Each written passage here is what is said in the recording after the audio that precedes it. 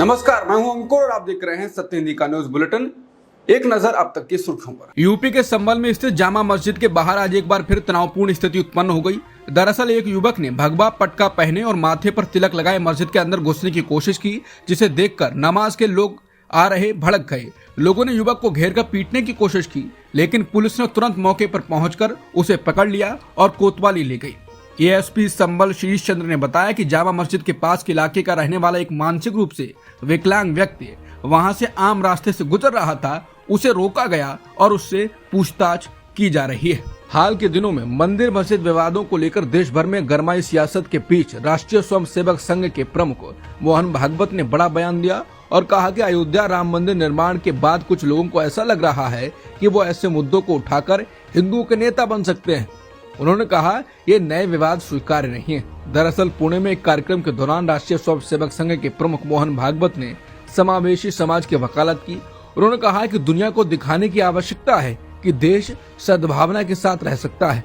RSS chief ने कहा कि रामकृष्ण मिशन में क्रिसमस मनाया जाता है, केवल हम ऐसा कर सकते हैं क्योंकि हम हिंदू हैं। उन्होंने कहा कि राम मंदिर निर्माण के बाद कुछ लोगों को लगता है कि वो नई जगहों पर इसी तरह के मुद्दों को उठाकर हिंदुओं के नेता बन सकते हैं, लेकिन ये किसी भी कीमत पर स्वीकार्य नहीं है।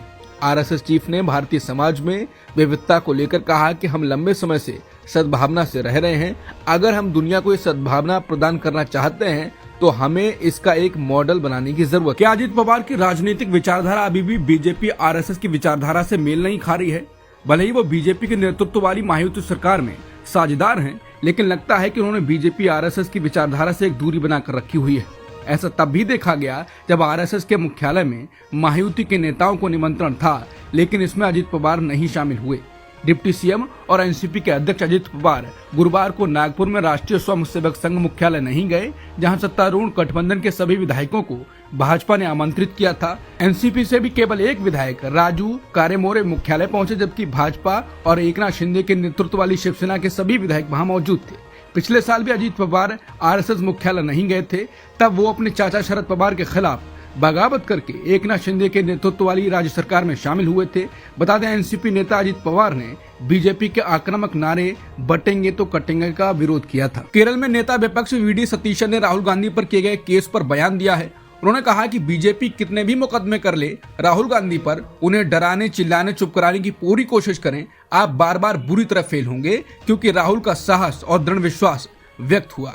वो भारत की आवाज हैं, आप किसी देश को चुप नहीं करा सकते। कांग्रेस ने इस ट्वीट को रीट्वीट किया है। संसद में गुरुवार को हुए टकराव के बाद आज शीतकालीन सत्र का आखिरी दिन रहा और इसमें भी इंडिया गठबंधन और बीजेपी के बीच टकराव की स्थिति बरकरार रही।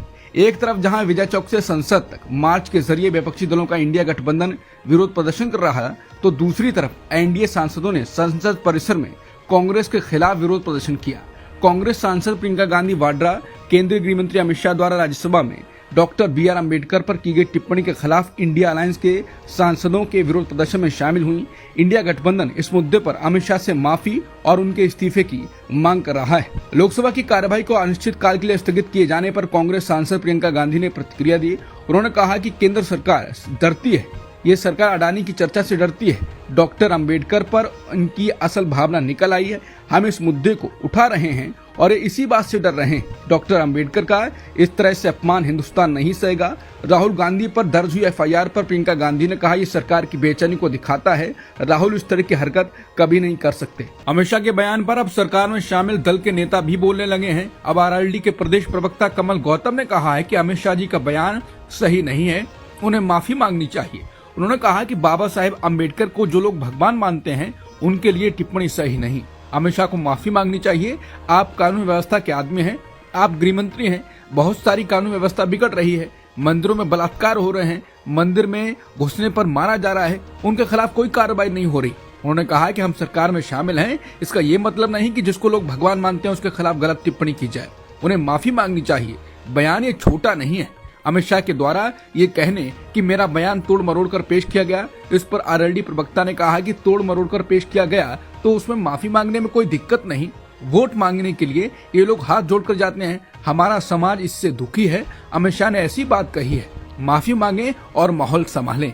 आरएलडी प्रवक्ता ने कहा कि जयंत चौधरी अंबेडकर की विचारधारा के खिलाफ नहीं, अभी आपने देखा कामन का मुद्दा उठाता सबसे पहले जयंत चौधरी आगे आए थे। अंबेडकर पर बवाल के बीच लोकसभा अनिश्चितकाल के लिए स्थगित हो गई। स्पीकर ओम बिरला ने गुरुवार को हुए बवाल को लेकर कहा कि संसद की मर्यादा बनाकर रखी जानी चाहिए। वहीं बीजेपी सांसद निशिकांत दुबे ने कांग्रेस सांसद और नेता विपक्ष राहुल गांधी के लोकसभा से निलंबन की मांग की है। इसके लिए उन्होंने राहुल के खिलाफ विशेषाधिकार हनन और सदन के अपमान का नोटिस दिया है। दुबे ने लोकसभा अध्यक्ष ओम बिरला को नोटिस भेजा है। उन्होंने स्पीकर से मामले को विशेषाधिकार समिति के पास भेजने को कहा। राहुल गांधी के खिलाफ बीजेपी ने केस दर्ज कराया है। वहीं बीजेपी के नागालैंड से महिला सांसद फाननोन कोन्याक ने आरोप लगाया है कि राहुल गांधी बेहद करीब आकर खड़े हो गए, जिससे मैं असहज हो गई थी। हम बेहद शांतिपूर्ण प्रदर्शन कर रहे थे, इसी दौरान राहुल गांधी आए और मेरे ऊपर चिल्लाने लगे। किसी महिला सांसद पर इस तरह चिल्लाना राहुल को शोभा नहीं देता है। मैं दुखी हूँ और सुरक्षा चाहती हूँ। राहुल गांधी के खिलाफ जिन धाराओं में केस दर्ज करवाया गया है वो है धारा 109 हत्या का प्रयास, धारा 115 स्वेच्छा से चोट पहुंचाना, धारा 117 स्वेच्छा से गंभीर चोट पहुंचाना, धारा 121 सरकारी कर्मचारी को उसके कर्तव्य से विचलित करने के लिए चोट पहुंचाना, धारा 351 आपराधिक धमकी, धारा 125 दूसरों की सुरक्षा को खतरे में डालना। बीएनएस की धारा 109 में हत्या के प्रयास के लिए 10 वर्ष तक के कारावास और जुर्माने का प्रावधान है। ये सजा अनिवार्य नहीं है और जज परिस्थिति के आधार पर सजा में बदलाव कर सकते हैं। सिंपल चोट लगने पर धारा 115(2) और गंभीर चोट लगने पर 117(2) लगेगा। इन दोनों ही मामलों में 7 साल की सजा हो सकती है। बीजेपी ने राहुल गांधी के खिलाफ एफआईआर दर्ज कराई है। एफआईआर पर कांग्रेस नेता जयराम रमेश ने कहा है कि दिल्ली पुलिस वही करेगी जो गृह मंत्री कहेंगे। मकर द्वार के सामने जो कुछ भी हुआ वो पूरी तरह से योजनाबद्ध था। गृह मंत्री ने BR अम्बेडकर का अपमान किया और हम सभी ने उनसे माफी की मांग की। जयराम रमेश ने कहा कि एनडीए ने मुद्दे को भटकाने के लिए ये सब कुछ सोची समझी साजिश के योजनाबद्ध किया। गृह मंत्री को माफी मांगनी चाहिए। ये एफआईआर राहुल गांधी के खिलाफ नहीं, BR अम्बेडकर के खिलाफ है। अमित शाह के खिलाफ जारी विपक्षी दलों के विरोध प्रदर्शन के दौरान कांग्रेस अध्यक्ष मल्लिकार्जुन खड़गे भी पहुंचे और उनके इस्तीफे की मांग की। अखिलेश यादव ने कहा कि बीजेपी समय समय पर संविधान और लोकतंत्र को कमजोर करने की कोशिश करती रहती है। लोकसभा में विपक्ष के नेता राहुल गांधी के खिलाफ एफआईआर पर उन्होंने कहा कि हमें बीजेपी की चालों को समझना होगा। वो पहले असंवैधानिक काम करते हैं, अन्याय करते हैं। जब आप अन्याय का सामना करने वालों के साथ खड़े होते हैं तो वो झूठे मामले दर्ज करवाते हैं। ऐसा पहली बार नहीं हो रहा है, ये भाजपा की रणनीति है। बाबा साहेब अम्बेडकर पर अमित शाह के बयान के बाद भूचाल आया हुआ है। मामला धक्का मुक्की तक पहुंच गया है। बीजेपी सीधे राहुल गांधी पर अपने 2 सांसदों को धक्का देने और उन्हें एक धक्के में सीधे आईसीयू पहुंचाने का आरोप लगा रही है। वहीं 80+ उम्र के मल्लिकार्जुन खड़गे भी कहते हैं कि उनको धक्का दिया गया है, जिससे उनके घुटने में चोट आई। लेकिन 69 साल की उम्र के प्रताप सारंगी को बीजेपी ने बूढ़ा बता दिया है और खड़गे को लेकर ऐसा बयान दिया कि उस पर भी बवाल हो गया। निशिकांत दुबे ने मल्लिकार्जुन खड़गे पर बहुत अमर्यादित टिप्पणी की और कहा कि मल्लिकार्जुन खड़गे बहुत ज्यादा खाना खाते हैं, मोटा गए हैं, इसलिए गिर गए। मैंने उनको व्यक्तिगत कितनी बार कहा है कि आप अपने वेट को कम करिए, आप मॉर्निंग वॉक कर चलिए। आपका घुटना शरीर के कारण काम नहीं कर रहा है, इसलिए आपको चलने में हमेशा दिक्कत हो रही है। मैंने उन्हें 10 बार कहा होगा। वो पैदल चलते नहीं, शाम का खाना छोड़ते नहीं। उनका शरीर दिन प्रतिदिन हैवी होता जा रहा है। जिसके बाद लोग कह रहे हैं कि दलित समाज से आने वाले बुजुर्ग सांसद मल्लिकार्जुन खड़गे को भाजपाई सांसदों ने पार्लियामेंट में गिरा दिया और ब्राह्मण सांसद निशिकांत दुबे ने उन पर ऐसी अमर्यादित टिप्पणी की। हालांकि निशिकांत दुबे प्रताप सारंगी को बुजुर्ग बताकर राहुल गांधी से संसद में भिड़ भी चुके हैं। हालांकि राहुल ने बहुत सहजता से जवाब दिया और चले गए। बता दें, निशिकांत दुबे उन प्रताप सारंगी की बात कर रहे थे जिन पर ऑस्ट्रेलियाई मिशनरी ग्राहम स्टेन्स और उनके 11 और 7 साल के 2 बेटों को जिंदा जलाने का आरोप लगा था। जब वो 1999 में ओडिशा में बजरंग दल के प्रमुख थे, तब बजरंग दल से जुड़े लोगों के एक समूह ने परिवार को जिंदा जला दिया था। ये नहीं भूलना चाहिए कि जब कार में आग लगाई गई थी तब वो तीनों उसमें सो रहे थे। इस मामले में बजरंग दल के नेता को दोषी भी ठहराया गया था। वहीं वर्ष 2002 में ओडिशा राज्य विधानसभा पर बजरंग दल सहित हिंदू दक्षिणपंथी समूहों द्वारा किए गए हमले के बाद दंगा, आगजनी, हमला और सरकारी संपत्ति को नुकसान पहुंचाने के आरोप में उन्हें गिरफ्तार भी किया जा चुका है और संसद में लगी चोट उनकी राजनीतिक चोट बन गई है। शुरुआत में उनको हल्का सा खून दिखाया गया, फिर पट्टियों के साथ बढ़ती ही गई और अंत में पूरे सिर पर पट्टी ही पट्टी हो गई। संसद के शीतकालीन सत्र का आज आखिरी दिन रहा। लोकसभा ने शुक्रवार को वन नेशन वन इलेक्शन प्रस्ताव पर विधेयक को आगे की जांच के लिए ज्वाइंट पार्लियामेंट्री कमेटी को भेजने का प्रस्ताव पारित किया। सदन में यह प्रस्ताव केंद्रीय कानून मंत्री अर्जुन राम मेघवाल ने पेश किया। जेपीसी में लोकसभा से 27 और राज्यसभा से 12 सदस्य होंगे। इनमें कांग्रेस नेता प्रियंका गांधी वाड्रा और मनीष तिवारी, बीजेपी की बांसुरी स्वराज और अनुराग सिंह ठाकुर, एनसीपी की सुप्रिया सुले का नाम भी शामिल है। इनके अलावा सुखदेव भगत, धर्मेंद्र यादव, छोटेलाल, कल्याण बनर्जी, टीएमसी, सेल्वा गणपति को भी जेपीसी में शामिल किया गया है।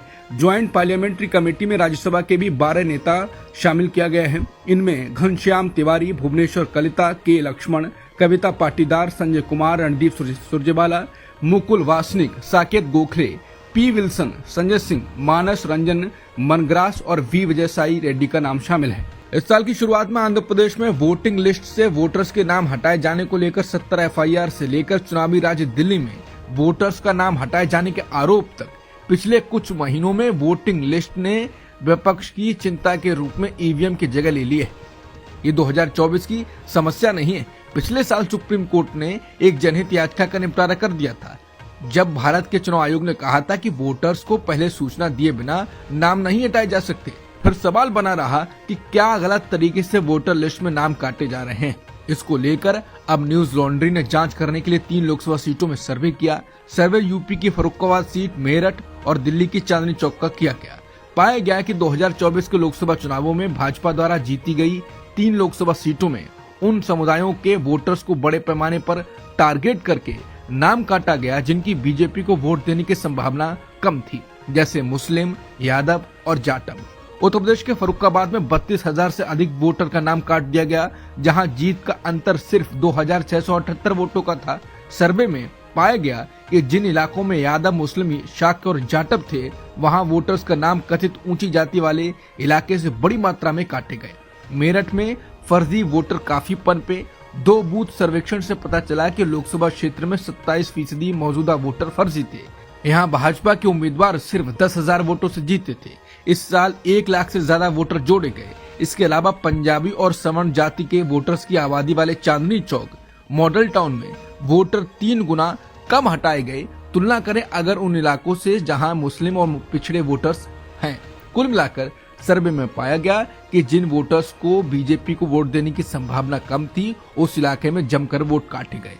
इसके अलावा नए वोटर्स को शामिल करने के लिए फर्जी वोटर्स की पहचान करने के लिए और अधिक व्यापक जांच की जरूरत है। जिन इलाकों में बीजेपी को वोट देने की कम संभावना वाले जाति और धर्म के लोग रह रहे थे, वहां दबाकर वोट काटने पर पूर्व मुख्य चुनाव आयुक्त एसवाई कुरैशी ने बयान दिया। उन्होंने कहा कि मैं हमेशा से कहता रहा हूं कि वोटर लिस्ट चुनाव आयोग का कमजोर आधार है। यही कारण है कि ये हर साल अखबारों में कई भाषाओं में विज्ञापन देने के लिए करोड़ों रुपए खर्च करता है कि कृपया अपना वोट जांचें, क्योंकि अगर आपको अपनी वोटिंग लिस्ट में कोई कमी गड़बड़ी मिलती है तो बहुत देर होने से पहले सही की जाने की संभावना है, लेकिन 99% लोग इसकी जांच नहीं करते हैं। एसवाई कुरैशी का कहना है कि जाति और धर्म को देख बड़े पैमाने पर वोट काटे और जोड़े जा रहे हैं, राजनीतिक विचारों के आधार पर। उन्होंने कहा कि यह स्वीकार्य नहीं है। ढिलाई को दूर करना जिला प्रशासन, सबसे पहले डीएम, फिर राज्य के सीईओ और चुनाव आयोग का काम है।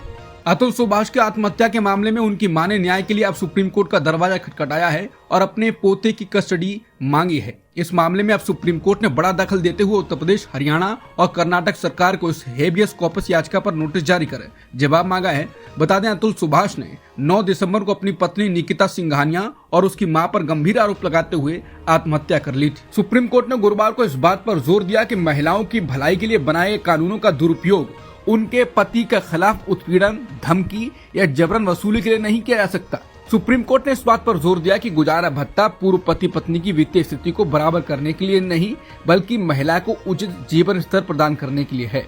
जस्टिस बीबी नागरत्ना और जस्टिस पंकज मित्तल की बेंच ने कहा कि हिंदू विवाह एक पवित्र प्रथा है, ये परिवार की नींव है, ये कोई कॉमर्शियल वेंचर नहीं है। सुप्रीम कोर्ट ने कहा कि महिलाओं को इस बात को लेकर सावधान रहने की जरूरत है कि उनके हाथों में कानून के ये सख्त प्रावधान उनकी भलाई के लिए हैं, ना कि उनके पतियों को दंडित करने, धमकाने, उन पर हावी होने या उनसे जबरन वसूली करने के लिए। हरियाणा के पूर्व मुख्यमंत्री और इंडियन नेशनल लोकदल के राष्ट्रीय अध्यक्ष ओम प्रकाश चौटाला का शुक्रवार को 89 साल की उम्र में निधन हो गया।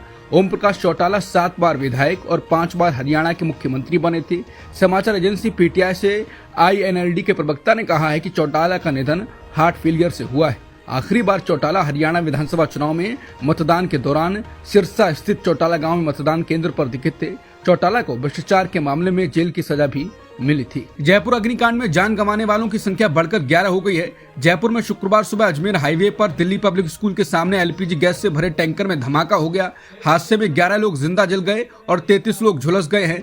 जयपुर अजमेर हाईवे पर शुक्रवार सुबह हुए हादसे ने लोगों का दिल दहला दिया है। हाईवे पर सुबह 5:30 बजे के करीब एक ट्रक ने CNG से भरे ट्रक को टक्कर मार दी। इसके बाद इतना तेज ब्लास्ट हुआ कि उसकी आवाज 10 किलोमीटर तक सुनाई दी।